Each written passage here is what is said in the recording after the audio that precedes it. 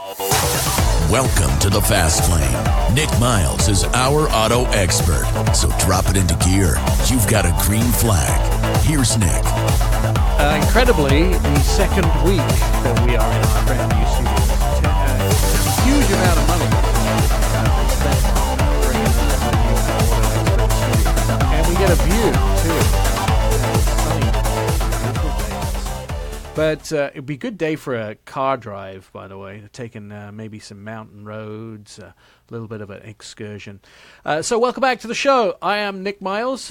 Jen is here. Oh, wait. I laminated the beginning of the show. Locally created, nationally celebrated. It's on a piece of paper that I read out every week. And so it's laminated now so I can spill coffee on it. Locally created, nationally celebrated from the Northwest to the Southeast. This is America's car radio show. If it has a throttle, we'll feature it on air, online, on mobile, or on your smart speaker. This is Our Auto Expert. And of course, I'm your host, Nick Miles, along with Truck Girl Jennifer. Do you like that new title I gave you? I don't know. Don't you? I noticed you have oil on your hands. Yeah, I do. What have you been doing, like car-y stuff? Just building hydraulic hoses and brake hoses. Oh. You know, that kind of Don't ever get into a bar fight with Jen. She'll wrap a hydraulic hose around your neck and take care of you. And by the way, if you want to listen to this show and any of the previous shows, you can go to our website, ourautoexpert.com. Are your headphones not working? Is that the problem? All right. I think my mic's working. Yeah, you are. You sound fabulous. Oh, okay. It's just your headphones that aren't working. We'll work it out. That's why we have 25 engineers in the back. They'll be running in here in a second to sort it out. What's on today's show? Absolutely packed show for you. We're going to be talking about this new Lincoln Navigator. They have 3 striking new trim levels in the Lincoln Navigator. Katie Bolen going to join us to talk about the new trim levels. They've gone with this very monochromatic theme, and we'll be finding out about that. In the studio, going to join us for the show, Megan is here. She does a lot of our social media along with Jen. But Megan's, we're going to talk about getting a new car for her son, Noah. Buying a car for your teenager, pain in the backside, because you know, honestly, parents worry about it too much. Jeff Zurschmeide is going to be here. We're going to be talking to him. Jeff also has a teenager that he got into a car. I really want to get into this now, but we have to save it because teenagers always want the most impractical, performance-laden cars so they can show off to all their friends. And as a parent, you want to put them in a Sherman tank. And then you have to find something that it's much harder with boys, I assure you, than it was with girls. But you'll have to find some middle ground and some sensible child as well. The XT6 is Cadillac's new third-row SUV. Joel Hofman going to join us in the show to talk about this new offering. Does it take away from the Cadillac Escalade, or does it help the Escalade in its sales? It's close to it in size and in its third row capacity. However, it's much smaller and much more nimble. Where is it built? What does it do? What features does it have? Is it a real Cadillac? We'll find out about that. We'll be talking with Jeff about the new Subaru Outback. Interestingly enough, Subaru have done one thing that they've always been lame at, and that is engineering and, well, not engineering, but tech. They've loaded this new Outback with some outstanding tech. The tech in Subarus, I can go back to the BRZ. It was sort of painful with the tech in that car, but this time they put a huge screen in it, and it has everything else. It is the car of ski bums everywhere.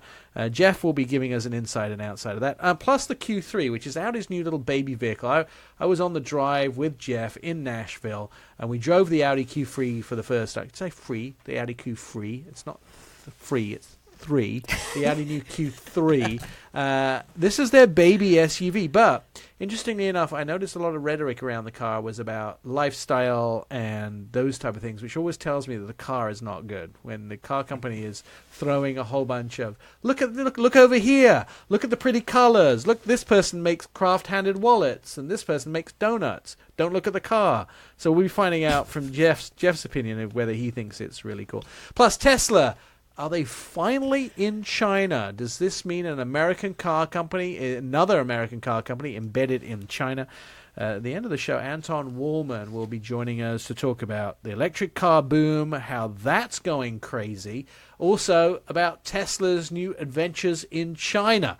We'll get the inside story from a man that knows all the background and the inside information about that. So, if it has a throttle, we'll talk about it. You can catch up with us, our previous shows, at our website, ourautoexpert.com. And also, you can hear past shows there. You can see our videos, read inside car stories, and check out your next ride. Find it at ourautoexpert.com. All right. In the last 3 minutes, let's start this conversation.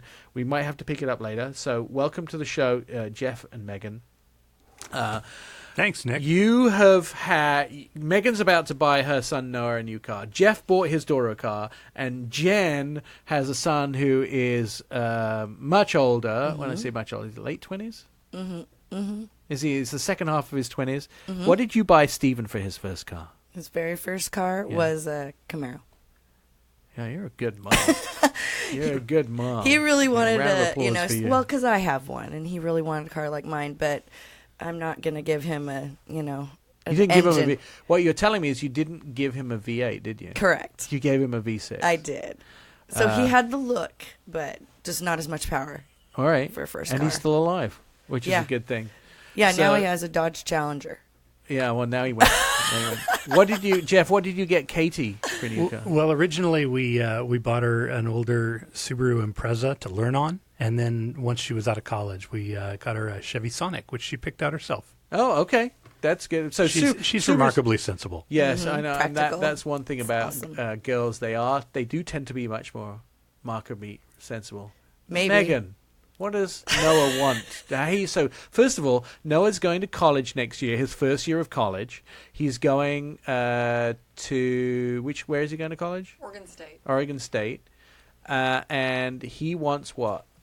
He wants a 2015 Mustang. Yeah. 2017 Mustang. V8 or V6 or 4-cylinder? The 4-cylinder. It's the EcoBoost. The EcoBoost. That's not as horrible a decision as it could be.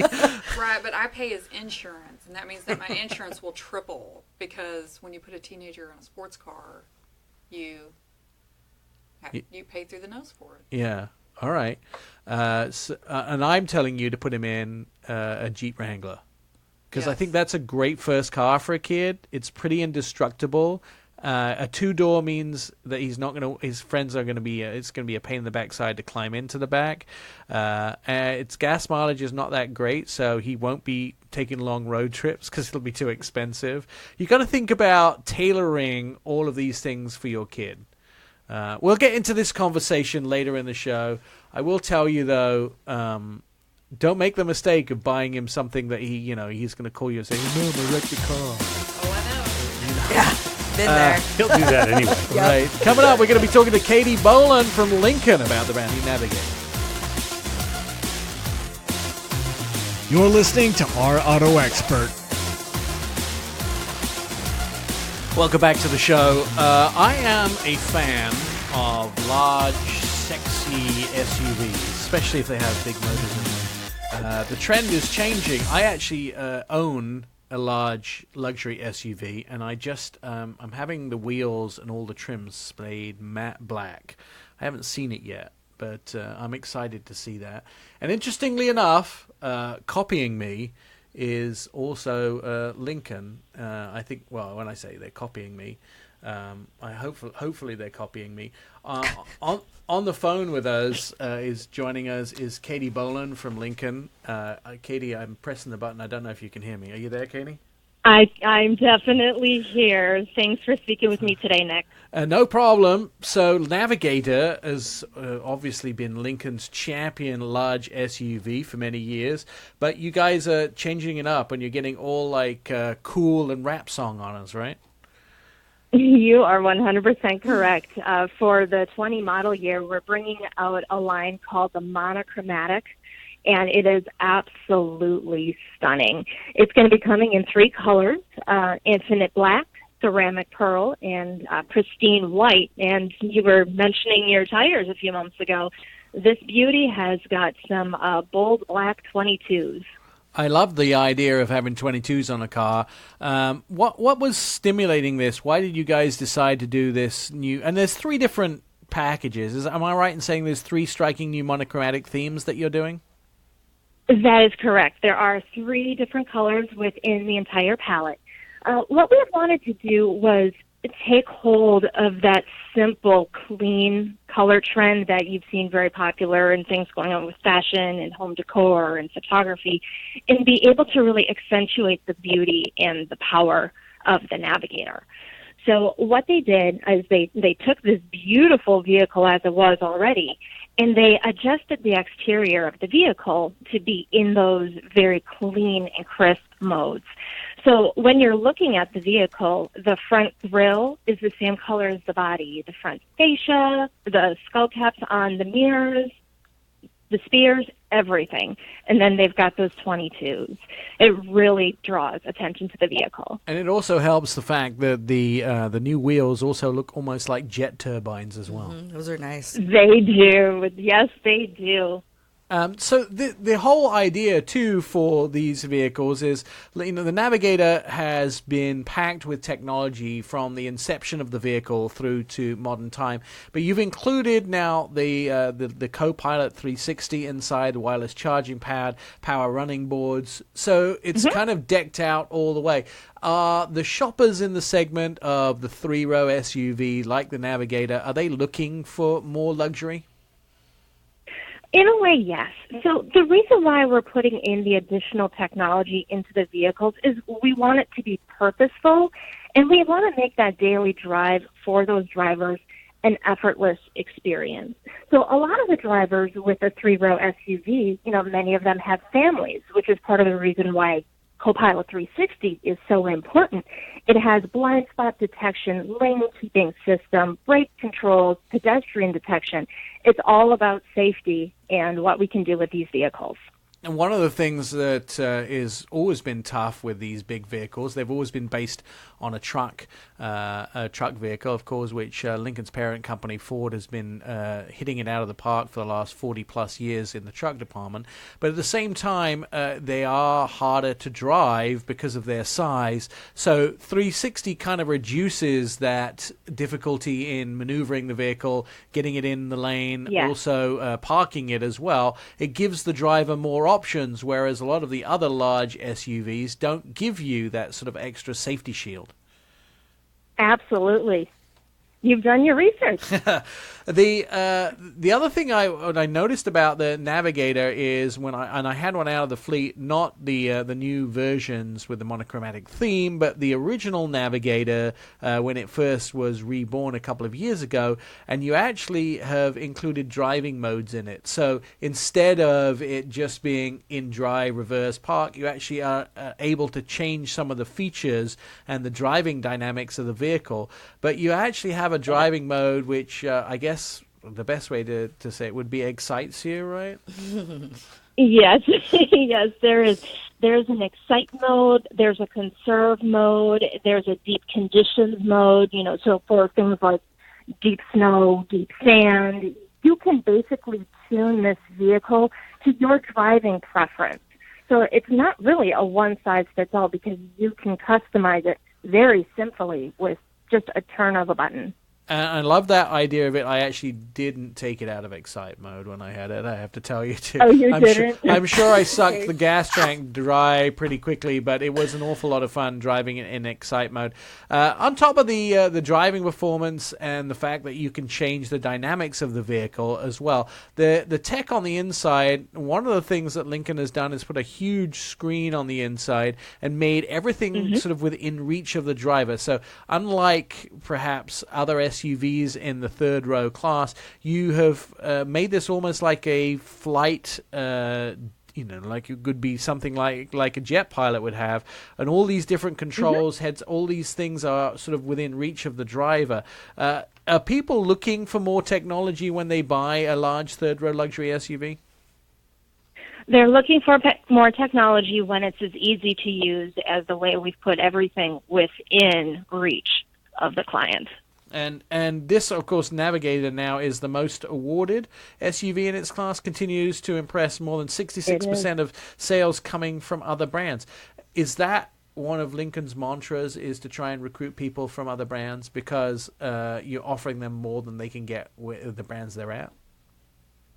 We want to be able to draw in our new clients because of what our vehicles are offering to them. We want to give them that safe, purposeful drive. We want to be able to make their driving experience a lot smoother, and it's a beautiful vehicle. We just want more people to check it out. Let's talk about some of the things that you do at Lincoln that other car companies do not do. So I noticed that Lincoln is providing test drives for people where they're making it as easy to test drive their vehicles as possible, and you're sort of getting them in for some point that you did home deliveries on these vehicles. Are you still doing that?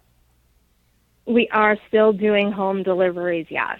So you want to test drive a vehicle. How does it work? You call up the local dealership and they plot a time for you? That would be it.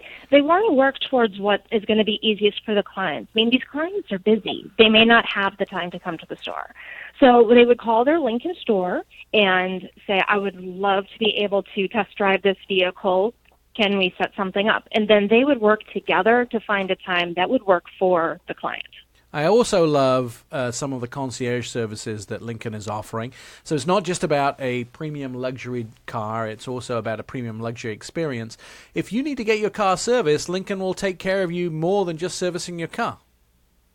You are absolutely correct. They will even bring you a vehicle that you can drive around while your vehicle is being serviced. It's part of the Lincoln Pickup and Delivery program that was launched about a year and a half ago. I love it. The experience is great. So anybody who wants to test drive that new Navigator with the monochromatic features, including those wheels that are pretty amazing. I have to see if I can find those for my car too. All you have to do is contact your local Lincoln dealer. Thank you, Katie, for spending some time with us this weekend and telling us about the new Navigator with its new trims. Absolutely. Thank you so much, Nick, and everyone have a wonderful day and rest of your weekend. Thanks, Katie. I will tell you, I've had the Lincoln Navigator out of the fleet several times to test drive, and I adore the size of that vehicle. It is absolutely amazing. I'm just not sure that my 5 dogs on those luxury leather purple seats, which is what I had in my car, or deep maroon seats with like a wine color, were a good idea. The cleaning the dog hair. You do have a lot of dogs. I do, 5 dogs, and it's when you put them in the back of a Lincoln Navigator, you constantly worry about how they'll damage your seats in the back. Plus, how would Joey get into the Lincoln Navigator? It's too far up off the ground. I've got stories about Joey. He's lost 2 pounds this week. Out of 20 he needs to lose? No, he needs to lose 12 pounds, and he's lost 2. Poor little fat man. He likes the Lincoln Navigator, by the way. My little fat Joey. It looks so presidential. All right, we'll be back. Coming up, I'll talk about Noah getting a new car. You're listening to the Our Auto Expert podcast. Welcome back to the show. So, buying a car for your teenage child can be super, super painful. There are a big difference between boys and girls, sensible and unsensible. And the difficulty has been challenged by 2 of our guests in the studio, Jeff Zurschmeide and Jen, who is not a guest, but is a fixture, truck girl Jen. A fixture. And Megan's just about to go through this with her son Noah. So first of all, Jen, it was longest ago for you buying Stephen a car. What were your challenges? So Stephen's a pretty sensible boy. He's a techie. He's he's in the service for a long time, serving the U.S. and thank him for his service. Thank you. He was probably a kid that wanted to be cool. He actually waited to get his driver's license. He was one of those kids that didn't get one at 16. You know, he really took his time, and I think he got it like almost 8. He was almost 18 when he got his first car. And then you bought that first car, right? I did. Tell me some of the discussions that went on. Well, your kids kind of live by example. Right. And so obviously I have a Camaro, and my son wanted one really bad. I don't know. I drive a minivan and know it wants nothing to do with the minivan. The last thing he wants is a minivan. Yeah, he doesn't want any part of it. Yeah, but what do you say about your minivan? Horrible things. Yeah, you want to drive it off a cliff? Yes. All right. So he's living through you then. You want to drive it off a cliff, so he doesn't want it. Yeah, but man, we drove a Chrysler Pacifica. Man, that is a nice minivan. Yeah, they are nice. It's got all these crazy amenities, and I'm like, look, Noah, that's real nice. Jeff, you bought your daughter a Subaru Impreza, but Kate's pretty easy to deal with, right? Well, she is. And I'm going to say, you guys are all crazy, Wranglers and Mustangs and Camaros and stuff. You buy your kids something cheap so that if they do bang it up, it's no big deal. All right. Okay, mine was not used. Okay, it was a few years older. It was used. Yeah, it was used. Yeah. Well, I don't think you buy your kid and it had a V6 because I knew he was going to. And Megan, you're looking at about $15,000. I mean, so first, how much was your Stephen? $5,000. All right, Jeff, how much you pay for Kate's first car? $1,500. Oh. Okay, so my budget's a little higher than that. I told him. No one's getting a $15,000 car. Well, he has saved up some money, so he's paying for part of it. And then I told him just to keep it under $15,000, but he'll be paying. Told him $5,000. Yeah, he'll be paying for part of that $15,000. So he saved up $3,400. Yes. And then you're adding in the rest to make it up to $15,000. Well, I mean, I don't think we're going to go all the way up to 15. Yeah, that's what you think. If you told him 15 is the top, but, when you'll be paying 16.5. When you're searching online, you got to put in like a cap. So I just told him to look under that. And you've been sending me lots of Mustang pictures of what he wants. He really wants a Mustang. You put your foot down and you said no I to did. a Mustang. But he's still trying to negotiate it with me. I think the biggest problem is for a Mustang that it will be the maintenance. You need a car that will, it'll start every time. It gets the winter, it starts. I'm not sure he's going to be comfortable in a rear wheel drive vehicle if it snows at Well, that's college. what I talked to him about. I was like, it's one thing if you're going to college down in Texas. That's a completely different scenario. But you're staying in, or he's going to go to college in Oregon, where the weather is unpredictable at times. Right. And so he has to have the option of an all-wheel drive vehicle. If I told him to only look at all-wheel drive SUVs. All right. And he keeps coming back with pictures of Mustangs. Yes. I sent you that Honda Accord Cross Tour. And I got to give him some credit because he found the best deal on a Mustang I've ever seen. Oh, really? Yes.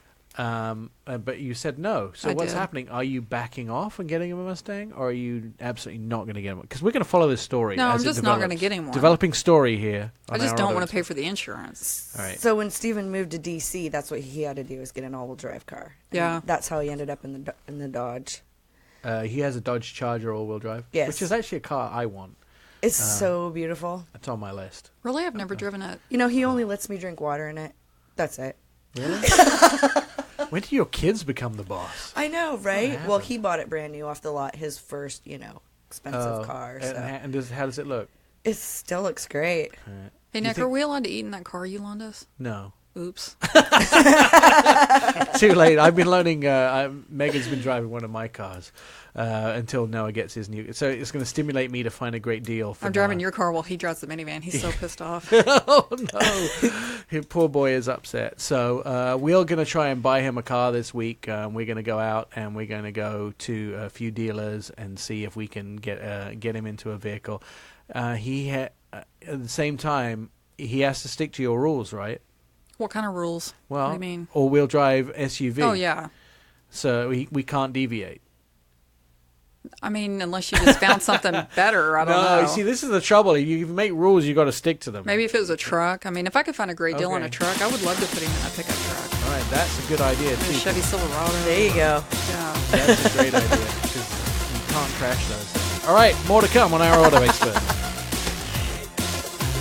You're listening to Our Auto Expert. So I was fortunate enough to spend a little bit of time in Washington, D.C. I didn't get to see Stephen. I know, bummer. To drive the new Cadillac XT6, and Joel Hofman joining us on the phone from Cadillac to talk about the new XT6. Joel, I've seen so many stories about this vehicle. It's actually making a lot of waves, a lot of news, and people seem to like it. Yeah, we're really pleased, too, with all the stories that are out there, and the reactions seem to be pretty favorable. So we're looking forward. The customer feedback we've been getting so far in the early going is real good, and our dealers are happy, so we're very excited about it. Now you just have to sit back and wait for millions of dollars to arrive in your bank account, right? Well, yes, there maybe, but we're going to keep busy working on a few things in the meantime. All right, let's talk a little bit about it. So if people aren't familiar with the XT6, where does it fit in the lineup of vehicles, and how does it relate to the Escalade, which is, of course, the vehicle that everybody knows as the three-row SUV? Right. So, yeah, in the Cadillac showroom, certainly the Escalade is kind of the icon and has been our leader as image and other things. We've also had the XT5, which is a two-row, five-passenger crossover we've had for a couple of years. The XT5 is actually our volume leader as far as sales in the U.S. and in China. And then recently we introduced the XT4, which is a little smaller, a little sportier version. But the space we had left in the showroom was that spot you referred to, between the Escalade and the XT5. Escalade 3 rows of seats, XT5 has 2, and there's a number of people out there we know that are looking for a 3-row crossover, not quite as big as an Escalade, and those are the customers that we're trying to please with this product. It's not considerably different on the inside from the Escalade, though. It still has plenty of room in 3 rows, which the Escalade was famous for, right? Right. We still have ample room, we think, and one of the things we really went after was room in the 3rd row. We found that in this sort of mid-size crossover as opposed to a full-size like the Escalade, there's a number of different offerings, but several of them, when you got in the 3rd row, it really just wasn't all that comfortable for an adult. Might be okay for a kid or an occasional just running down the local grocery store or something. But we wanted to have something where, yes, it's a 3rd row, and you can use the car the way I do, which is we'll go out for an evening or go away for a weekend with 2 other couples and my wife, so we need 3 rows of seats. And we don't really feel bad or apologize for having people sit in the 3rd row because there's plenty of room back there. There's so many vehicles out on the market, Joel, that what I call a pub row in the 3rd row, which is, it's only really good for going to and from the pub. But in this back row, you sort of take care of everybody. There's not just enough legroom, but there's also the amenities that everybody likes on the inside of a car. Well, yeah, that's right. Our 3rd row, as far as amenities, we have plenty of headroom, shoulder room, but we also have cup holders. There's a slot to put your phone. We've got USB chargers on each side so that you can plug your phone in. You have to fight with the guy next to you. You have your own. And the seat is fully power actuated, so folding and raising it is an easy thing to do. And a couple other things is, part of it is the numbers you may see in comparisons, but really what we felt it was is how does it feel back there? So our quarter glass is relatively large. We have a full sunroof that is a panoramic roof. So when you sit back there, it feels pretty open. And one other thing we did was we put a lot of acoustics in the car to get it to be quiet. So if you're in the 3rd row and you're an adult and you want to talk with the other adults in the car, you don't have to yell. You can talk at a conversational level. Well, get your kids back there, you can talk to them without yelling at them. So quietness also led toward something we thought was a benefit to a 3rd row customer. I have to tell you that the 3rd rows, the things that usually fail on 3rd row, apart from legroom, which is usually the number one thing, which is a failure for 3rd row, is amenities. So there is no, like, an overhead light, or there's no air conditioning gets back there, or there's no power, there's no cup holders. You guys have taken care of that. Moving into the 2nd row, the problem was always getting into the 3rd row. You've taken care of that. And then if you sit in the 1st row, you've also added a whole bunch of technology into the vehicle as well. So you have control over everything in the car in 3 ways. So you can use your screen that has a touch screen. You can use your little controller in the center, or you can use the steering wheel. You've sort of made it so everybody has a lot of choices too. Yeah, that's right. And you hit on the 3, because customers are different, right? Some people are very happy with touch screens. They like the immediacy of it. They can reach out and get to whatever they want. But other people are not so happy about that. They can't feel the button, or they don't like the fingerprints. And so our technology advantage here is we put a controller on the console. We specifically designed the armrest so your hand kind of just falls right to it. And the knob both rotates to choose icons on the screen. You can jog or sort of joystick the feature to go from screen to screen, and then you can use it to select. So we'll find that with a collection of hard buttons around it, You can really move around the screen and the features quick. And then, of course, to keep the driver's hands on the wheel as much as possible, there's volume controls and other screen controls right on the wheel, so you can keep your hands while you're driving there. You're listening to Our Auto Expert. On the phone with us, Joel Hofman. He's from Cadillac. We're talking about the new XT6. I want to take a quick poll from everybody in the studio. So what do you guys think? Do you use the touchscreen? Do you use a controller at at your hand, either something like an iDrive or a spindle or a pad, or do you use a steering wheel? Megan? Well, I've been driving your car, and it's got that little spinny thing. What do you call that? The controller? The controller, yeah, by the arm. Every car company calls them different things. I can't put into words how much I hate it. Nice. So what do you do? Give me the touchscreen back. You want touchscreen? Jeff, what do you use most? Oh, I'm a touchscreen man all the way. And Jen? My cars are too old. Oh, Jen doesn't have control over anything. You have a shifter and a gas pedal. I do. Oh, did you just do a column? Yes. You have a column shifter in your car? On my trucks. All right, and then I have a 6-speed on the floor. Joel, you can see, I'm actually a touchscreen guy, but I'll use the things like the spindle drive in the middle to do things like navigation. So I'll do those type of things. But I use touchscreen most of the time. That's what I'm into. I would like a touchscreen. You would? Yeah, I'll vote for that. You don't even have a screen in your car, do you? No. That's all it is. Joel, one of the things I love about this, it has the panoramic sunroof in the XT6 too. Yeah, the panoramic sunroof is standard in every XT6. It really helps the feel of the car and give you the ventilation if you want it, but the light that comes is really nice and it's not an option. You get it in every car. And then the other things, I think, what's under the hood, because we haven't really talked about that. Do you get multiple engine choices? Are we starting out with one? What's the plan for the amount of power that you can get out of this vehicle? Yeah, we're starting out with one. We chose V6 as a 3.6-liter, produces 310 foot-pounds of torque, horsepower, with 271 foot-pounds of torque. And that's made it to a 9-speed transmission. You can get it in either a front-wheel drive or all-wheel drive drivetrain. And just a note, if you choose the all-wheel drive drivetrain, you can operate it in front-wheel drive mode. So if you want the all-wheel drive for some of the benefits it provides, but you still want the fuel economy or front drive on a long trip or something, you can always put it in front drive mode. But now Megan's looking for a car for her 18-year-old, but her budget is $15,000. I'm guessing we can't get this for under $15,000.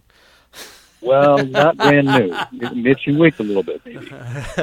Because very much she would like an all-wheel drive vehicle. Do you find that it's sort of above the Mason-Dixon line everyone goes for all-wheel drive, and below the Mason, and for those people that are not familiar with the Mason-Dixon line, that's basically the snow line in the country. Those people below go for rear-wheel drive, or is it that cut and dry, or are more people buying these vehicles to actually do performance driving, where they'll buy all-wheel drive even if they don't need it for snow? Yeah, I think there may be some truth that certainly there's more front drive sales the farther south you go. But in general, I think there's a number of people that in any of the states will choose the all-wheel drive system because in my mind, two things. One is it does give you some improved driving dynamics, and we certainly have tried to do some things with our sport model, particularly in sport mode in the sport model, that really enhances that. But there's also an area, particularly I think for these kinds of customers, that they like to have confidence in their car. They like to know it's very capable.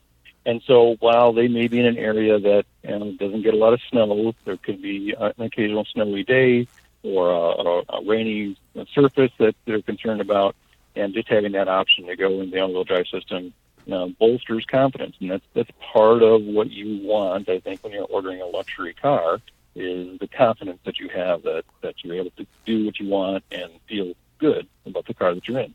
And I would absolutely agree with you too on this one. I guess, were you involved in the development of this vehicle from early on, or did they sort of present you with a final vehicle? No, I came in just after the initial concepts were sort of laid out, the basic foundational sizes and those kinds of things. And then I carried it from there through to production. If you had to choose one feature, and I'm not talking about what's on your talking points from Cadillac, but one feature that makes you excited on the inside, what would it be? Features on the inside. Well, on any feature in the vehicle, what's the one thing that makes you go, I'd own one of these? Yeah, I think really it's what I find is the driving experience. That's really my part of it. I think it's very comfortable. I think it is very quiet, but it's not boring. It's not your typical crossover, it carries 6 or 7 people and it's kind of numb to drive and what's the fun of that? I think we tried very hard to provide some of the isolation that you want, so it feels luxurious, it's quiet, but it's still fun to drive. And I think when I drive it, honestly, the harder I push it, the more fun it is. You're not going to mistake it for a sports sedan, but I think you would be surprised, and some people would be surprised at how well it does actually respond. And I really enjoy that. That's something I'm pretty proud of. The driving precision to me was extremely exciting. I didn't expect something with a third row to handle much more like a sports sedan than as it did, and that to me was quite exciting too. This vehicle has a fairly low environmental impact as well, doesn't it?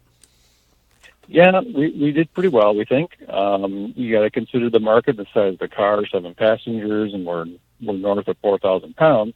But we came in with fuel economy numbers, combined numbers in 20 and a highway number of 25. And as you probably know, those are numbers that come off of a specific EPA test.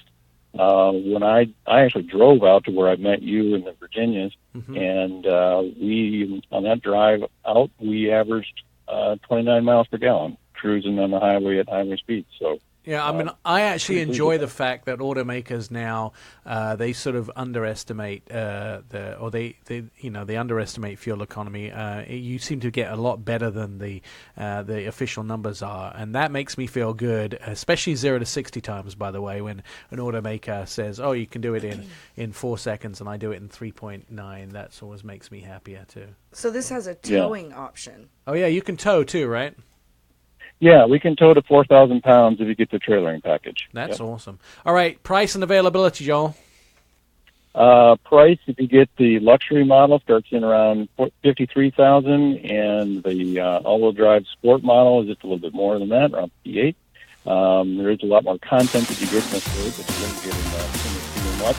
And if you're interested, they're at your dealership now. All right, Cadillac.com. Joel Hofman from Cadillac. Thank you. We'll be right back. You're listening to the Our Auto Expert podcast. Oh, welcome back to the show. By the way, if you want to catch up on previous episodes of Our Auto Expert, our website is where you go, ourautoexpert.com, OURAUTOEXPERT.com, and you can hear all the past shows. You can also see our automotive videos that appear on TV stations around the country. Read inside car stories about your next ride, and you'll find it all at ourautoexpert.com. Also on social media, Facebook, Twitter, Instagram. You can start a conversation with us at Our Auto Expert. We don't bite, well, at least not hard. That's what I try to tell everybody. Megan is in the studio, as well as Jeff Zurschmeide and Jen, our truck girl, as we so aptly name her this week. Let's talk a little bit about Subaru. Jeff, you were recently on the Outback, which is really the only decent sales number wagon in the United States. Well, yeah, the Outback is a hugely important vehicle for Subaru and for anybody who lives, in the Pacific Northwest, Northeast, anywhere where they get snow. And I have to say, Subaru really knocked this one out of the park.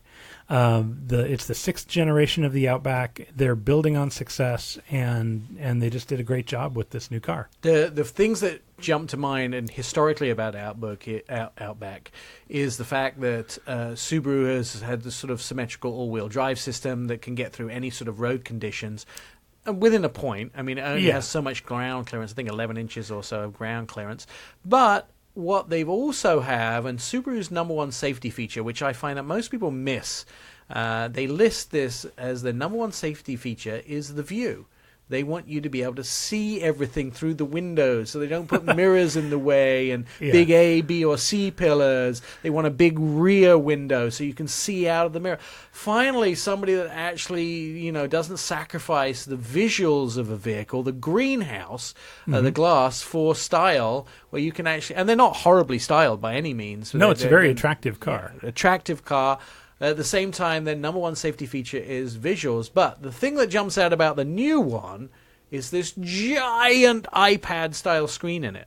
Yeah, it's most of the models. If you buy the base trim, you won't get this, but most of them have this big 11-inch tablet-style touchscreen in the center stack, and it's fabulous. 360 degrees from where Subaru used to be. We used to dog on Subaru for their interiors, and now they're winning awards for their interiors. Yeah, and I have to correct myself. It's 11.6 inches of tablet. It's enormous. That Did you feel like it was too much tablet? No, there's no such thing. Yeah, is it? Oh, come on, man. It is. Sound like a mom now, man. It's fabulous when you're using the navigation. You see enough of the map. You can tell where you are and where you're going and where your next turn is going to be. I thoroughly enjoyed the tablet in it. I didn't find it intrusive at all. Another thing you were talking about the visibility out of the Outback, and that is great. And I would also mention that the Outback is right sized. It's not too big, so for those of us that prefer a smaller vehicle, it's a great size, and it's still a midsize inside, so you get plenty of room. But along with that visibility as a safety issue, you also get Subaru EyeSight, which they have made standard on all trims, every Outback coming out the door. Now, I am obviously familiar with Subaru EyeSight, right? But maybe those who are not familiar with it, you should explain it. Yeah, we'll talk about that. The EyeSight is their automatic emergency braking system and adaptive cruise control, and this is a wonderful system. If you're looking at the coffee you just spilled in your lap or something for whatever reason, and you miss traffic slowing in front of you, the EyeSight system will automatically engage the brakes for you. And Subaru told us that since they've brought out EyeSight, they've seen an 85% reduction in rear-end crashes. So if you have a new Subaru Outback, you're not going to be rear-ending anybody. And that's I think a fabulous testimonial to the efficacy of that safety gear. I'd actually like to put my dad in an Outback, and the reason is that he's in a CX-5 right now, but it's a little bit tall for him. My parents drive an Outback, and they love it, and they're the same age as your parents. Did you test this out? Did you watch it come to a complete stop? I have done that, not on this launch in particular, but I have done that before. Megan, you sound like you're EyeSight. It hasn't worked for you. Well, because I went to the dealership a couple of months ago to look at it because Nick had suggested I look at it, and so I asked them about it, and they said no, that it just beeps at you. It's not going to stop the car. It's not going to do anything. It just beeps at you, a warning. So then you look back at the road. That was a misinformed dealer. Yeah, it does do full braking. EyeSight will definitely do that. We were on one event with Subaru where we were essentially driving at a giant inflatable cube, and the Outback stopped. As you do. As one does. And the Outback stopped for it every single time. Okay, that's great to know. I should go back and look at it again. Maybe a different dealer. I'll fix you up with a dealer. Yeah, that's crazy. who will know exactly how to do it. I think the Outback is an excellent choice for a first car, but it probably falls outside Megan's budget of $15,000. Well, it does. It starts at about $26,000 this year, which is a great price for a midsize SUV with the feature set that you're getting. $26,000 starting price on the Outback is phenomenal. One more thing to mention, they also brought in the turbocharged 2.4-liter engine as the upgrade option. No more six-cylinder. You once tempted to say V6, but it's not because it's a Subaru. My dad would love that turbo. That turbo engine is so strong. It's so smooth. You really ought to try it. And you can get into the turbocharged Outback models, and this is the new one, for about mid-30s in a nice Megan, trim. maybe you should get rid of the minivan. I should get rid of the minivan. You should get an Outback. That is correct. It would be great for the kids. Yeah. You get all the kids in the vehicle, plus extra space in the back for the new dog you're just about to buy. Yeah. Yeah. Jeff, would you buy an Outback? Absolutely. And more than that, I would encourage anybody who is thinking about that kind of SUV to test drive the Outback and to buy it. I think Subaru's just on a roll with this vehicle. There's a reason why it's been their best-selling vehicle. There's a reason why you see them all over the place, in the Northwest, in Colorado, in Minnesota, in New England. And I think they've just built strength upon strength here with this new model. Are they in dealers now already, or we have to wait a little while? I think we have to wait a little while. Due at dealers in September. All right. Well, that's not too long. That's just about a month away. Yeah, end of the month, really. They probably have test drive versions available in some They will. dealers. I mean, shortly, very shortly. If not this week, get your reservation in. Nicely equipped, how much? About mid-30s for well-equipped. Mid-30s. Mid-30s includes the eyesight? Oh, they all include eyesight. If you go in and you say, really? give me the absolute least expensive one, base model, you will get eyesight. Okay, that's phenomenal. All right, we should go test drive it, Megan. Coming up, we're going to talk about the new Audi Q3. You're listening to Our Auto Expert. I'm Nick Miles. More show as we continue. You're listening to Our Auto Expert. Welcome back to the show. You're listening to Our Auto Expert on Facebook, Twitter, and Instagram. You can start a conversation with us at Our Auto Expert. You know, I like to say we don't bite, but at least not very hard. You can also catch up with previous episodes of the show at our website, ourautoexpert.com. You can hear all those past shows and see our automotive videos, read the inside car stories about your next ride, and you'll find them all at the website there, plus a bunch of other stuff. Here's the deal. I was on an event with Jeff for the Audi Q3, and I like to mock Audi a little bit because I love Mark Danke, who is the head of PR for Audi. But they showed us this new car, and they talked about the audience of who was going to buy the Q3. They talked about the craftsmanship, the innovators, the artists. And I always say, Mark, it's like the magician. Look over here. Don't look over here. But actually, the car turned out, or the SUV turned out to be pretty good, didn't it, Jeff? It did. You know, I was unsurprised to find that the Q3 has grown from the last outgoing version. The new Q3 is 3.8 inches longer. 3 of those inches happen between the wheels. It is 3/4 of an inch wider and 1.5 inches taller. Basically, you'll almost never find a new SUV that is smaller than the outgoing model. People want them big. Right. And the good news is that Audi put all that space really into the passenger compartment. So the new Q3 is roomier than the outgoing one. It looks better than the outgoing one, and it offers more tech and more amenities. Do you think that the new excited style, as I'd like to call it, with using the Q8 grille in this vehicle and the more bulbous lines and the more sort of aggressive look, it stands out a little bit from its competition, which is fairly mute? It definitely does. I think the Q3 is really one of the best looking from an exterior perspective, and those fender flares that they call quattro blisters, which I know sounds to me something that happened in a sporting accident. Or who okayed that? Yeah. You know, don't touch. They're quattro blisters.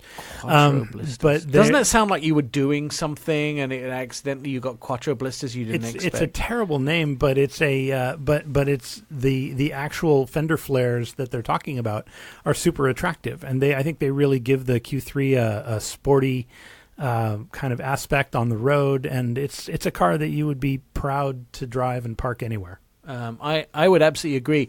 The orange color was, to me, the most exciting. I love What's the it called? orange. Some FlareSun.com. Yeah, something exciting. Automakers always have interesting names for their colors, but I thought the nice mid blue was really nice too, and I was glad to see Audi offering some real in-your-face colors, because too often I think now, like as we were talking about earlier with the Nautilus, you get monochrome.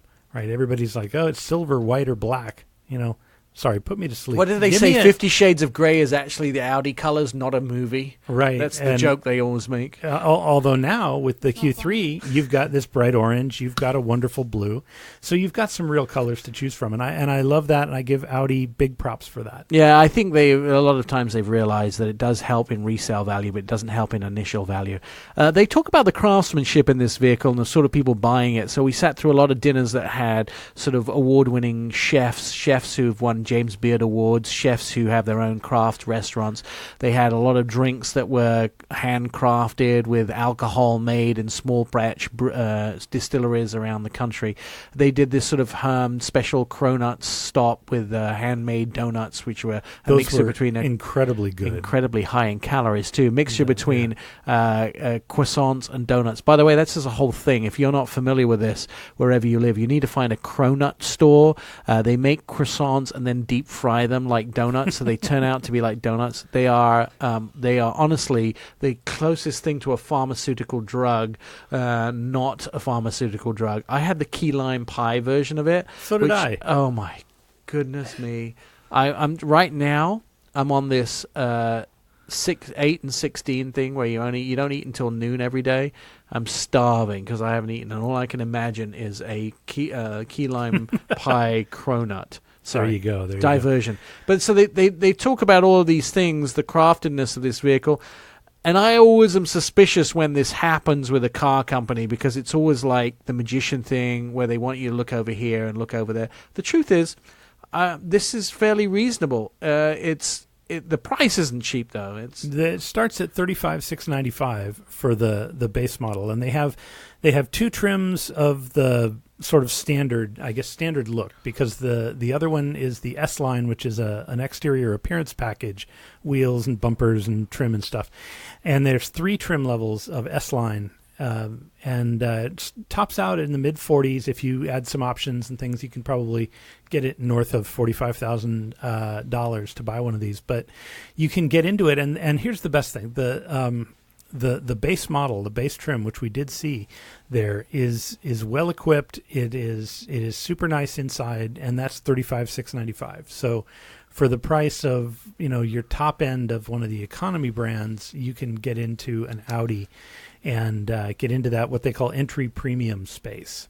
So you're going to write a story on this. Where is that going to appear? It's going to appear at the Portland Tribune. So portlandtribune.com, and then look for Wheels down the right-hand side. Click on Wheels. You'll find my review of both the Subaru Outback and the Q3 published there, as well as in the next print edition that includes Wheels, which I think is coming out next Thursday. Now, let's talk a little bit about the engine in this vehicle, because it's the same engine as the Golf GTI, right? It is.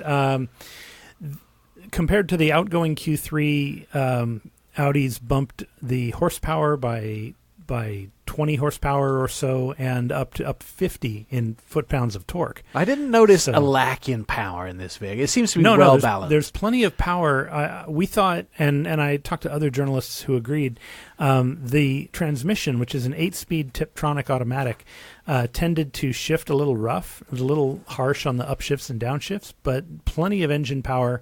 And another thing, every single Q3 is going to be equipped with Audi's Quattro all-wheel drive system. So that base price of $35,695 gets you all-wheel drive, which it doesn't in a lot of SUVs. The second generation of the Q3, right? The first one was 5 years ago. Yeah. We're talking about the new. It's a 2019. They're doing a short production year for 2019. So the brand new, all new Audi Q3. I know Audis do better in the second cycle. Is a 2019, yeah. Right. So first cycle sometimes are a little bit lumpy of vehicles for Audi. The Allroad was a perfect example of that. Amazing vehicle. The transmission wasn't great in the first cycle, but the second version of the Allroad is actually hitting it out of the park. And I think I don't think there was any issues with the first Q3. Audi, known for their tech, their luxury, and those sort of things in the vehicles. The tech is pretty outstanding in this Q3, right? It is. Depending on the trim you buy, you get an 8.8-inch screen or a 10.1, and you get a digital dash. And there are 2 versions of the digital dash. One of them shows your gauges and everything just in video display, and then the other one is the Audi virtual cockpit in the higher trim levels. And the virtual cockpit is just fantastic. You can have it display the navigation map for you. You can configure it to your liking. So the tech story, I think if you like tech, you like dashboard tech, Audi's going to please you with the new Q3. When I sat down with Andrew, the Audi spokesperson for the vehicle, one of the things that he was most excited about to show me in the new Q3 was the fact that it has this rotary dial in the center of the MMI dial, and then you can write on the MMI dial whatever you want it to search. And writing on that MMI dial with your handwriting, you can put the letters on top of each other. You don't have to do it in a line, and you can do it on the screen. You can also do that on the touch screen. Yeah. So you could write hotel and just, the letters on top of each other. So you don't really have to look at the screen. You could be driving along looking at the road, put your hand on the screen, write out the word in scroll, and it will recognize what you're writing and then do sort of an internet search on that. which was super useful. And the other thing about the internet search that I really liked about this is, apart from the fact it will go out and do an internet search, it also looks at your history of where you've been and what you've been doing, and goes, hey, he's writing hotel on the screen. Let's look at the hotels that he visited. So that's another thing he does. Starting price of this Audi is $35,695. All right, we'll have to test drive a little more in the fleet. Coming up, we're going to talk to Anton Woolman, our crazy independent investor and analyst, about what's going on with Tesla in China. That's coming up on Our Auto Expert. You're listening to the Our Auto Expert podcast. Welcome back to the show, Our Auto Expert. Thank you, by the way, for all of your reviews, Jeff. And you can also read Jeff's stuff at the Portland Tribune newspaper. As he said, wheels on the right-hand side. And Megan, who's been here for the whole show. Megan, what's your website? Where do we find you? It's mommytravels.net. Mommytravels.net is where Megan is, mommytravels.net. And Megan, do you do a lot of car reviews as well as travel reviews? I do, yeah. I mean, it kind of goes hand in hand if you're road tripping or traveling. Road tripping. I love the stories about your road tripping, especially your kids. You torture them somewhat, don't you? Well, maybe a little. Jonah and I just road tripped around Canada not too long ago in a little tiny Chevy. I'm trying to remember what it was called. Trax? No. Sonic? Yes, I think so. Great. For a car person, she got it right, Sonic. I liked it. Did you? Mm-hmm. You went on a great truck experience with Chevy, too. Oh, my gosh. We went on the most amazing experience with Chevy. We drove a Chevy Silverado around L.A., which is, challenging. I wasn't sure how it was going to be. It was actually completely fine. And our route took us through all different cities and... Yeah, so I drove in pretty much every type of circumstance you can get yourself into in the greater Los Angeles area. And we can read that at mommytravels.net. I haven't published it yet, but Jonah got to do batting practice on the Angels stadium field. Well, that's fun. I saw some pictures of him, batting practice. So yeah, Chevy apparently sponsors Major League Baseball, so... It was a whole baseball experience. Jonah is, he's probably going to need a car to get his baseball bats in, by the way, when he gets...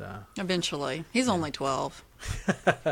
But he's, you're still taking him to batting practice. Oh, wait, Eden, your daughter, just got her driver's license. I saw you post that online. Her permit. We're a little behind. Oh, her permit. Yeah. All right. So you got scary. 2 kids in the family now going to be driving cars. She passed that permit test so fast I couldn't believe it. Yeah, she's a bit of a brainiac. I was like, oh, did you fail? She's like, wait, no, this I'm is done. the daughter that wrote a novel already. Yes.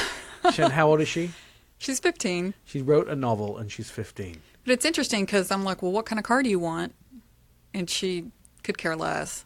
Oh, that's not good. I know. You need to educate her a little more. She's got to have more opinions. Well, we're in so many cars. cars, you would think that she would have an opinion, I was thinking the Jetta for her. I think that would be a good car. But then I recently drove the Kia Forte. I think that would be a good car. Kia Fortes too. Kia sell lots of the Fortes because they're so reasonably priced. So. Oh yeah, they are reasonably priced. All right. Joining us on the phone is our guest. He joins us every single week to talk about exactly what's going on as far as cars are concerned, especially electrics and the car business. Anton Woolman. So Anton, Tesla now making some big announcements about China. Oh yes, no. The fact there is nearing completion. Going started there probably at the end of the year. The question is just whether they will be making the whole car, or whether they will be relying on all of these sub-assemblies from stamping to body shop and the paint shop and so forth, because of course those things will take a lot longer time to prepare. So, but somehow they will be assembling something there before the end of the year. To the ground, the last time we sent somebody down to the factory where it was supposed to be, there had not been a single shovel turned in the ground. So it sounds like they've come quite a long way in a short time. And it's as a matter of just simply construction, this thing has proceeded enormously quickly. I mean, this thing was a pile of dirt on January 1st, and now we're at the beginning of August, and there's actually a building there, and they're outfitting the interior. I mean, this is faster than any construction we have seen since the Manhattan Project in 1942. And it's not a tent, though, like it was in Fremont. No, they have apparently more money to spend over there in China, so there is no tenant. On the other hand, the company was able to get financing about $500 million from local banks over there, although they've promised to pay the Chinese government about $320 million in annual taxes for this starting in 2023, which is not a small deal in the big scheme of things, to be sure. Tesla going to make a profit in China, or is it still a loss-making venture for them? Well, clearly, this factory, they say, is meant to produce about 150,000 cars, and it's very hard to separate out the profitability of that because that development cost was, of course, paid for already in the U.S. with the development of the Model 3 that they've been producing now for right about 2 years. So it's very hard to separate that out. But if you're looking at the amount of money they have to pay in taxes per car sold when they reach production, I think it runs just over $2,000 per car. Oh. That is pretty significant.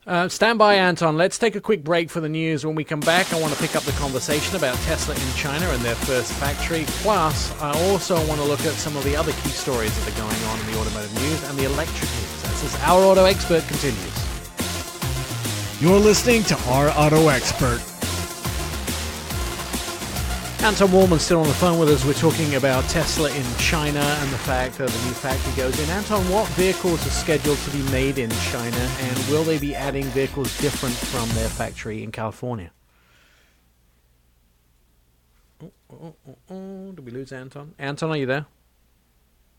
Yes, hello. Okay, so, yeah, what vehicles are scheduled to be made in China, and what vehicles, will that be any different from the vehicles that they make in California? Well, for starters, Tesla will be making one version of their vehicles in China for the first year or so. That is the base version of the Model 3. So not if you want the performance version, and not if you want the all-wheel drive version, and not if you want the one with the longest battery range, but essentially the one that has rear-wheel drive only, the slightly smaller battery version, and doesn't have the performance package. So that's the one that they will be starting manufacturing in China. And then toward the end of 2020 or sometime in 2021, they plan also adding the Model Y. So they will start making the Model Y in the second half of 2020 at their plant in Fremont, California. And then within a year thereafter or so, they plan on taking that expertise and applying it to their new Chinese factory. Let me ask you this, because something that's been occurring now with the price drops in the Model 3 in the United States. Initially, they were fairly expensive, and you could only get the sort of top-end versions. Now there are other versions coming down, and because they have expired their federal government credit, Tesla has now been reducing the price of the vehicle to be more competitive. But I've come up against some interesting things that you predicted at the beginning of that scenario happening, and that is now actually occurring. I have a friend who had bought a Tesla Model 3 and had paid somewhere between $60,000 and $70,000 for the vehicle. With the price reductions, he still owes about $60,000 on the vehicle. With the price reductions on that top-end vehicle coming down, he has found that he is actually $5,000 upside down within 6 months on that vehicle. So he can't sell that vehicle for anything more than about $55,000 in a private sale. Dealers offering him $48,000 for that Tesla Model 3 in the first 6 months, which would put him around $12,000 in the hole. The price reductions in these Model 3s is actually upsetting people who already own the vehicles. Is there going to start to be a revolt because they're seeing the devaluation of their Teslas? Well, Nick, you clearly have not listened to Elon Musk, because he has now promised on multiple occasions, in writing and in speeches and on his annual meeting for shareholders in June and at numerous occasions starting on April 22nd, that Teslas do not depreciate. These are appreciating assets, and by the end of 2020, a Tesla will be worth approximately $200,000. That is his promise to his customers. So all this talk you've been hearing about depreciating Teslas must clearly come out of thin air, because that cannot be the case. Elon cannot be wrong on this. Okay, well, the facts may outstrip the promised reality of what he said. I know that Megan... Well, Nick, I will tell you one more thing that just happened here. This is hot off the press in just the recent hours. He has reintroduced, however, a new incentive. Forget the Model 3, but for the Model S and the Model X. As of today, you do get unlimited lifetime free supercharging if you buy a Model S and Model X now. So this is clearly a sign of demand being extremely strong, because why otherwise would you offer such a tremendous incentive to all of your buyers? Does Mercedes offer free gasoline for life if you buy a new Mercedes? I don't think so. Clearly Mercedes must be in trouble. Wait. What happens if you're in the window of buying a new Model X between when free supercharging was available versus now when it's available again? If you fell into that middle gap where you bought a new Model X or Model S and you didn't get free supercharging for life, is this another reason to go grab your pitchfork? No, because then you can always fall back on Elon's distinct promise that your Tesla will nevertheless be worth at least approximately $200,000 by the end of next year. This is, never forget, an appreciating asset now. That is his solemn promise to all of his customers, and sometimes you may or may not have to live with such an appreciating asset with or without free supercharging for life. That is just a minor detail. I will tell you, I will make a stand right now on Our Auto Expert and say that I believe Elon Musk is a liar, and that these will not be true, that his promise that my Model 3 will be worth 4 times what it is today in just a year's time, I believe it's not true. Do you agree with me, Anton? Well, you have to realize that in the end, if this does not come to pass, in retrospect, these will be reclassified as hopes and aims, and that sometimes in life, hopes and aims do not equate to actual results. You know, there was a time in my younger life when I was hoping to run a quarter mile in 2 minutes, and a friend of mine in college used to have an aim of getting it together with a certain female that he saw in Playboy magazine. It just didn't work out. It just never happened. But, you know, there was always the hope and aim, and sometimes the reality does not match it, sadly, over time. So at this point, are they promises, or I'm so confused about what reality is? I mean, does anybody actually believe anything that comes out of Elon's mouth?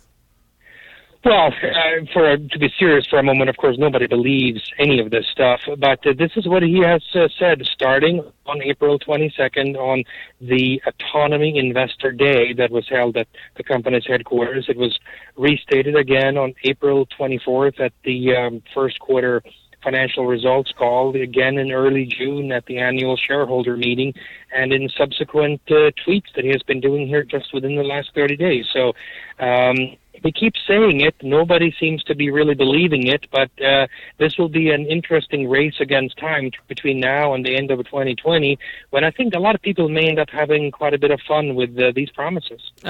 Megan, you did the road trip in a Tesla. Do you? Is it just Anton and I that are skeptical about the truth out of Elon's mouth, or do you believe the rhetoric?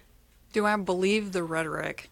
No, not necessarily. I can say that teenagers love Elon Musk. They all follow him on Twitter. They love him. Really? Yes. Your teenagers do? Yeah, even mine, yeah. So it's only those of us of a mature disposition that may not believe. But with that said, I like the Tesla. We did a Tesla Model 3 road trip through Southern Oregon, and it was awesome. Like, I love that car. Again, the vehicles themselves are exciting to drive. They have a lot of thrills, but unfortunately, the business plan, the financial plan, the other, it starts to fall apart at some point. But so Oregon is unique. Well, probably the West Coast is unique because they've got the superchargers. So you can take a Tesla on a road trip through Oregon all the way down through the entire state because of California. The superchargers, yeah. Well, from Washington to Canada, probably from Canada to Mexico. Yeah, probably so. But what was really cool is they have these roaming technicians. We were in Grants Pass, Oregon, which is just a kind of a random town in Southern Oregon. And they have this roaming technician appeared while we were charging the Tesla and repaired the car for free. The question is, I can't remember what's wrong with it. Yes, exactly. So Anton's going where I'm going. It's like, why did you need a roaming technician? I can't remember what was wrong with it. It was something super minor. I mean, it was like a nothing kind of fix, but so still. How did he know something was wrong with it? I mean, like they were. So it was not a complete heart attack. I have no idea, but. Partial heart attack. But I mean, it was basically a nurse instead of a doctor that showed up. You just needed a slight massage to get the ball on the road again. And I thought it was amazing. Forward. So I mean, it's nice that you have a roaming technician that shows up. It was free. Right, but you need a roaming technician to show up and fix things. That's the funny thing about it. I don't know. I mean, if you've been driving a Toyota, would you need a roaming technician to come and fix it? I don't know, but I thought it was really cool. Anton, let's turn our eyes to Europe and the recent heat wave. Sales of vehicles seem to be on the change. Well, what's going on here is quite something interesting, and it's an inconvenient fact that you have to just appreciate a little bit of the sarcasm and humor in this. But what has been the major change in the automotive landscape in Europe over the last 6 to 12 months? It's been the sharp increase in cars, an enormous increase led by the Tesla Model 3, of course, which started deliveries to Europe back in January and really ramped up in February and March and continues to this moment. And what was the result of all of this? Well, we have apparently a bit of a heat wave in Europe for the summer. So for all those people who claim that it is gasoline and diesel cars that are causing this, which is absurd, we can particularly follow the fact that sales of gasoline and diesel cars so far in Europe this year are down 3% compared to the year prior, whereas the sale of electric cars are up about 4%. So, obviously this is all in humor, and none of this causes anything, but my point is simply this. There's the only evidence that exists. The only evidence that exists is that I've seen a huge increase in the sale of electric cars. Sale of gasoline and diesel cars are down, and what do we have? We have warm temperatures. So for those who claim to offer the case, I just cause them to have a slightly greater humor in this. So their argument, but all the little evidence that we have, which may be completely irrelevant, proves only the precise opposite.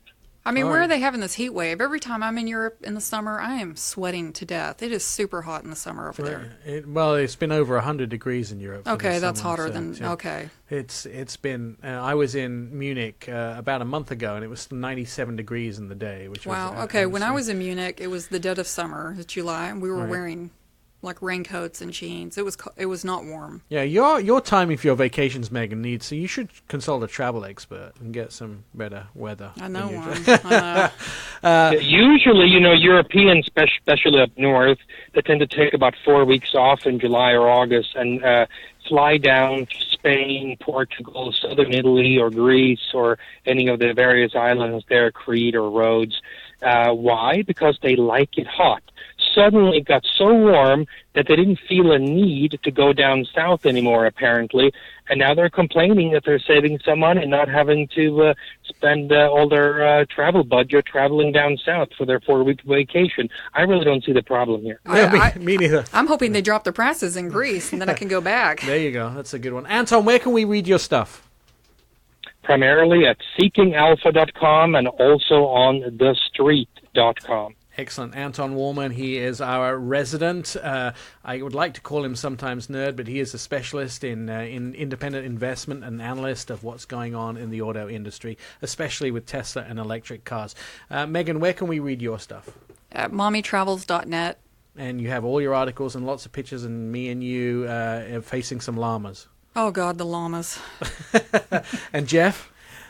PortlandTribune.com. Look for the wheels link on the right-hand side, and you'll find all of my reviews and my colleague Jim Redden as well. All right, and quite regularly you can get to read some of your stuff at Digital Trends. And I'm also at digitaltrends.com.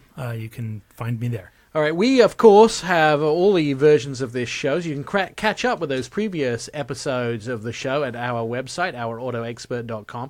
You can hear all the past shows, see our automotive videos, and read inside car stories about your next ride. You'll find them at OurAutoExpert.com. Also, Facebook and Twitter, Instagram. Start a conversation with us at Our Auto Expert. We don't bite, at least not very hard. We'll be happy to converse with you.